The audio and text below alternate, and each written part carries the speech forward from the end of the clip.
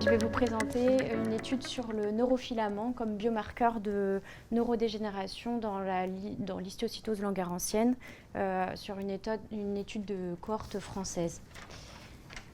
Donc l'atteinte neurodégénérative dans l'histiocytose, elle se manifeste par un syndrome cérébelleux, un déficit cognitif, des troubles du comportement. Et l'imagerie clé, c'est l'examen clé, pardon, c'est l'IRM qui retrouve des hypersignaux T2 et FLAIR, surtout dans la région du cervelet et du tronc cérébral. La prévalence, elle est entre 5% et une vingtaine de pourcents en fonction des atteintes associées.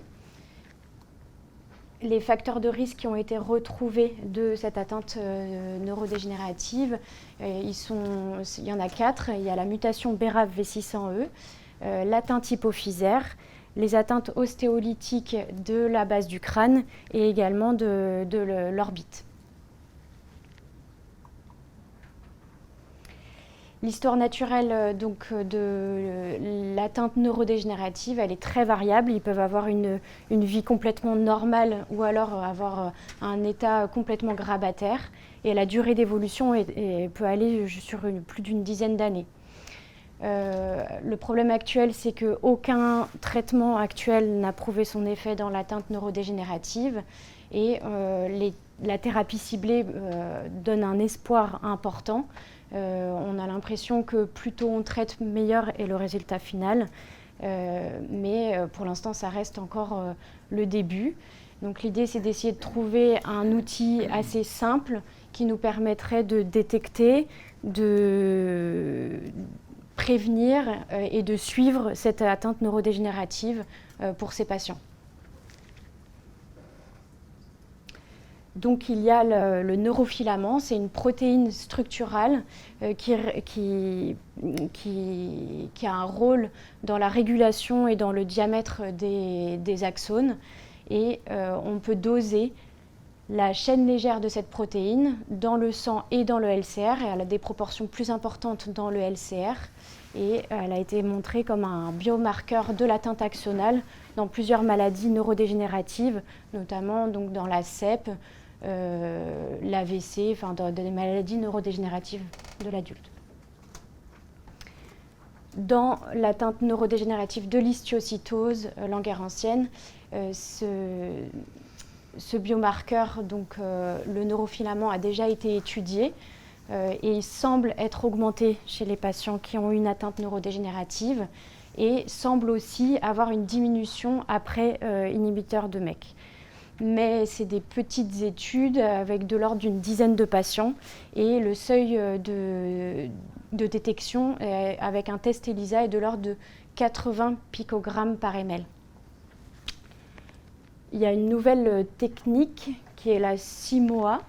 C'est un complexe humain qui est détecté, qui est en sandwich sur une bille magnétique et qui est isolé dans des tout petits puits qui permet une lecture unique et qui permet d'abaisser le seuil de détection à 1 picogramme par ml versus les 80 du test ELISA. Donc l'objectif de cette étude, c'est d'évaluer la pertinence du dosage du neurofilament dans le sang, mais aussi dans le LCR, pour identifier et suivre ces atteintes neurodégénératives dans les histiocytoses langerhansiennes. Pour ça, on dispose donc des patients qui ont un diagnostic d'histiocytose langerhansienne avant 18 ans, qui sont dans le registre français des histiocytoses et dans HistioTarget, et pour qui on dispose des échantillons de plasma ou sérum et ou de LCR qui ont été collectés au cours de leur suivi. On dispose de plus de 2000 échantillons répartis sur environ plus de 600 patients. Donc le dosage du neurofilament dans le sang et dans le LCR a été fait par la technique 6 mois que je vous ai expliqué au laboratoire d'Institut Imagine par Camille Bruno. Les seuils qu'on a utilisés pour l'analyse, c'est ceux-ci, donc supérieur à 380 pour le LCR et supérieur à 9,5 dans le plasma. C'est pour ça que le 80 le seuil de l'ELISA était moins pratique. Première partie des résultats, donc il y a 6 séries qui ont été réalisées entre septembre 2021 et septembre 2023. Il y a au total 90 LCR qui sont répartis sur 67 patients et 536 plasma ou sérum répartis chez 236 patients. Donc là, c'est les caractéristiques des patients qui ont un LCR, les caractéristiques des patients qui ont un sérum ou un plasma, sachant qu'il y en a certains qui ont les deux. On voit que ceux qui ont un LCR de disponible, ils ont un peu plus d'atteinte neurodégénérative parce qu'on ne fait pas une ponction lombaire pour tous les patients. Donc c'est plutôt ceux qui ont, dans 47%, ils ont une atteinte de l'hypophyse ou sinon il y a 60% qui ont une atteinte neurodégénérative. Alors que dans les sérums et plasmas, c'est plutôt de l'ordre de 22%.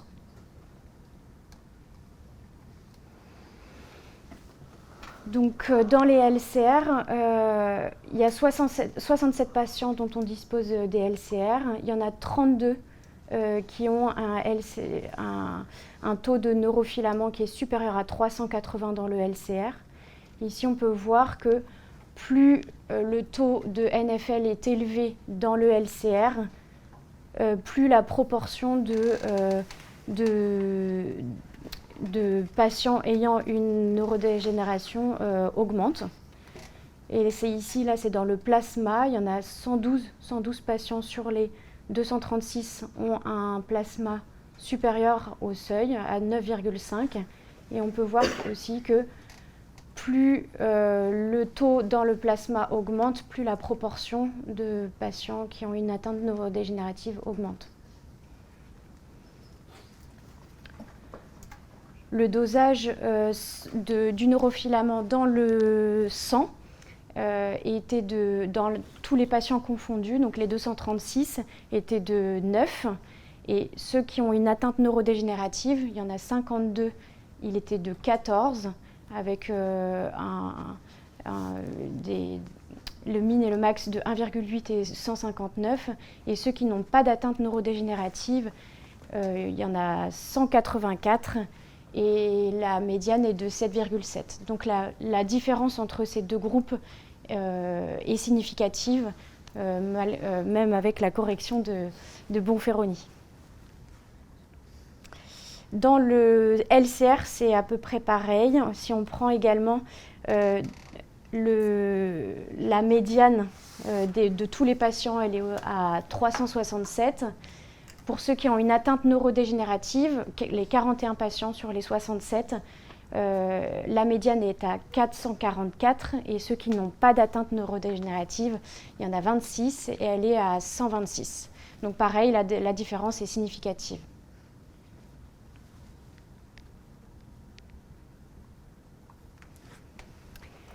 Ici, on a pris les valeurs de neurofilament dans le LCR et dans le plasma. C'est la valeur médiane dans chaque groupe. Et on peut voir que la valeur médiane du neurofilament dans les groupes qui ont une atteinte neurodégénérative est nettement supérieure à lorsqu'ils n'ont pas d'atteinte neurodégénérative, de façon significative dans le LCR, mais également dans le plasma. Et lorsqu'ils ont uniquement une atteinte radiologique, c'est aussi significatif. Donc ça, c'est IRM seul, c'est sans atteinte clinique. 437, la valeur médiane, versus 261. Et dans le sang, c'est 15 versus 8,5. Ici, c'est quelques exemples de quelques patients.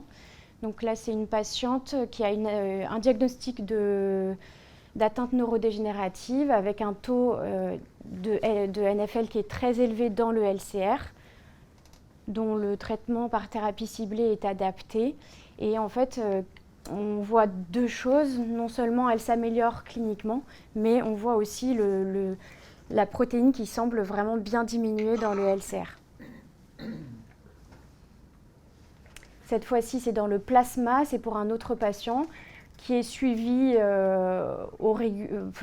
régulièrement avec 3 points qui sont en dessous des valeurs seuil et pour qui on détecte dans son suivi une atteinte neurodégénérative à l'IRM à cette période-là et qu'on dose dans le plasma le neurofilament et on remarque que juste après l'apparition de l'atteinte neurodégénérative à l'IRM, on voit le taux qui augmente sur 3 prélèvements suivants.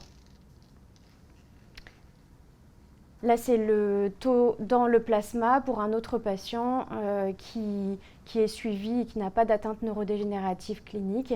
Et au moment de la détection à l'IRM d'une atteinte neurodégénérative, on voit aussi que le taux dans le plasma augmente.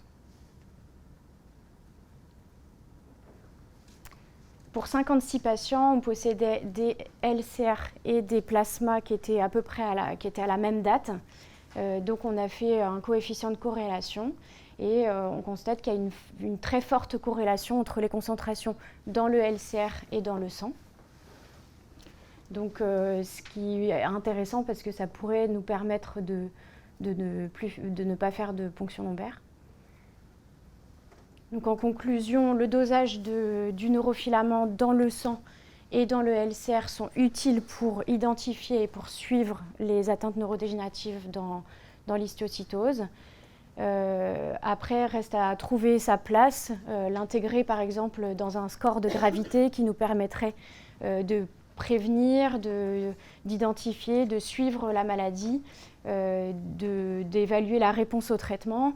Et pour ça, il faut qu'on ait plus continuer le suivi longitudinal et bien continuer aussi d'étudier la corrélation LCR-plasma, surtout aussi dans une population où il y aura peut-être moins d'atteintes neurodégénératives pour après peut-être surseoir à la ponction lombaire. Voilà, merci.